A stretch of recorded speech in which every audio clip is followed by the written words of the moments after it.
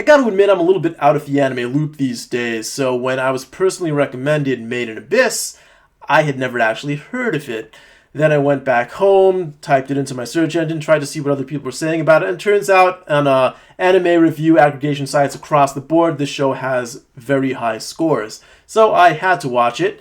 Went to watch it on Netflix, of course in Japanese. I watch almost everything in Japanese these days if I can help it, and I accidentally started watching from the second episode because the interface on Netflix has some problems.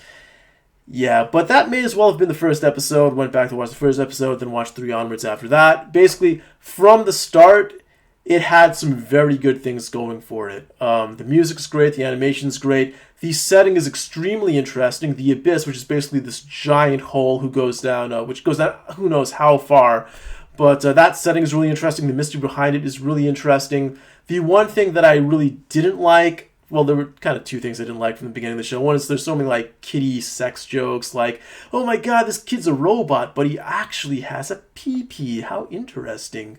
Yeah, I don't really care for all that pedophile crap. But the other thing I didn't quite like about this show at first was that the main characters had a lot of like happy-go-lucky, adventurous kid plot armor going on with them. And it reminded me a lot of One Piece, my first impressions of One Piece, when Luffy, he was just a complete idiot, but because he has so much plot armor around him as being the main character, and he has such a pure heart, that as long as he's just having fun and believing in people, he's going to be okay. And I got the same impression from the kids at the beginning of the show, too. As long as they're, jolly and going on a nice little adventure and having each other's support and trusting each other and being blood related to someone who is really awesome, nothing could possibly go wrong.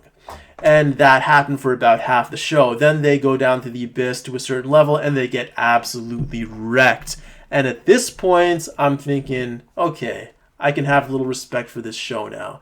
And the show is quite good. Unfortunately, it's not that long, and they only get so far down into the Abyss before the season ends. So I know there's some movies coming out. Maybe another TV series will come out. So I'm trying to decide whether I should recommend it now or whether I should say hold off until everything comes out and then watch it later.